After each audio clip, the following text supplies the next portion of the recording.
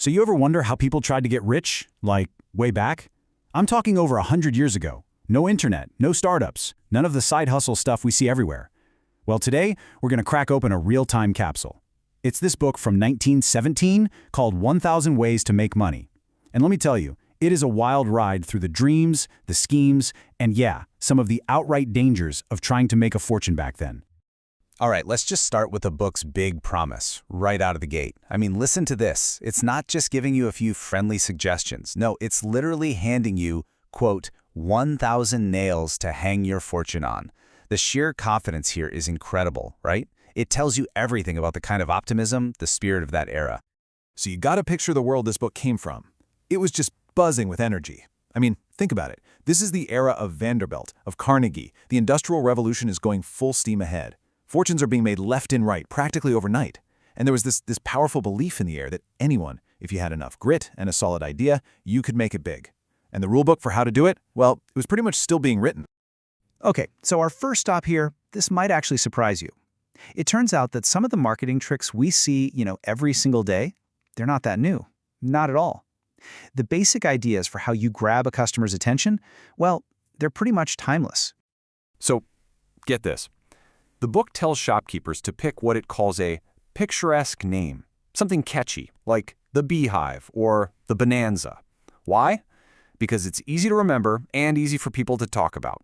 Now, think about that. That is the exact same logic that drives these massive billion-dollar brands today.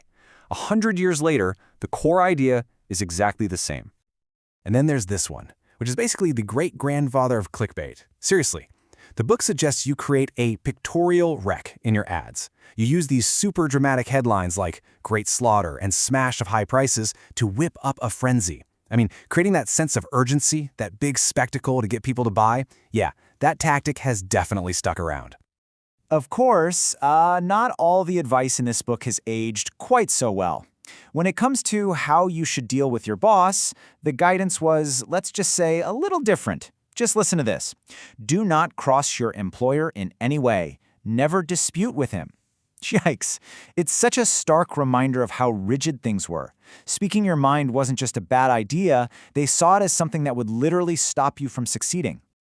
All right, now let's get into what you could totally call the original side hustle culture. This is like the Etsy of 1917. Seriously, the book is just packed with all these charming, sometimes kind of quirky ideas for making money right from your living room, turning simple household crafts into actual cash.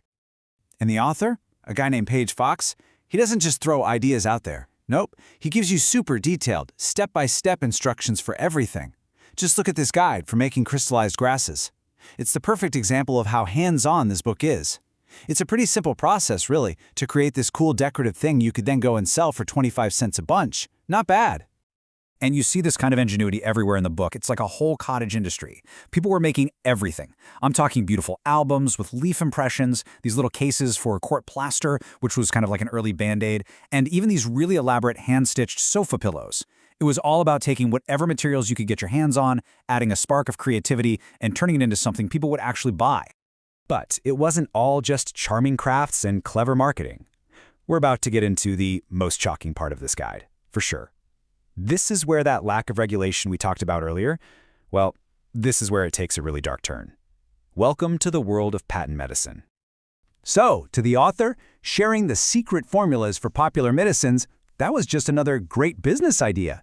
He literally presents these recipes like you're making a batch of soap or some root beer, just casually encouraging his readers to mix up their own cures at home and then sell them to people who had no idea what was in them. Okay, look at this. This is the actual recipe from the book for something called Dr. Pierce's Golden Medical Discovery, which was a super popular remedy back then. And when you first look at the ingredients, it seems fine, right? You got honey, a little lettuce extract, alcohol, water, but then you get to that ingredient. 2 grains of laudanum. Now, if you don't know, laudanum is a tincture of opium. It's incredibly addictive and incredibly dangerous, and this book, this friendly guide to making money, was just casually telling its readers to put 2 grains of it into every single $1 bottle of medicine they made and sold. Just wow. This really just puts the whole era into perspective, doesn't it? I mean, there was no FDA, there was no real consumer protection to speak of, so a dangerous, addictive ingredient like opium, that wasn't a public health crisis. No, it was a proprietary secret. It was the special sauce in a formula that could make you rich. Plain and simple, it was just business. Okay, so we've seen the clever, the quaint, and the downright dangerous. So what does this 100-year-old guide really teach us about the whole get-rich-quick dream? Well, what it really boils down to is a timeless truth, right? That dream of being financially independent, of making your own way. It's an incredibly powerful motivator. It can lead to really brilliant creative ideas, clever marketing and charming little businesses. But, and this is a big but, without any guardrails, without any rules, that exact same drive can push people to take huge risks, not just with their own futures, but with the health and safety of other people. And that just has to make you wonder, right? I mean, the language is different today, the technology is worlds away, but that basic promise of a fast track to a fortune, that's still everywhere you look. So it makes you ask, what are the patent medicines being sold to us right now? And that leads to one last question. 100 years from now, when someone looks back at our time, which of our modern side hustles, our can't-miss investment opportunities, our secret formulas for success, which of them are going to look just as charming, or maybe just as dangerous as the advice from 1917?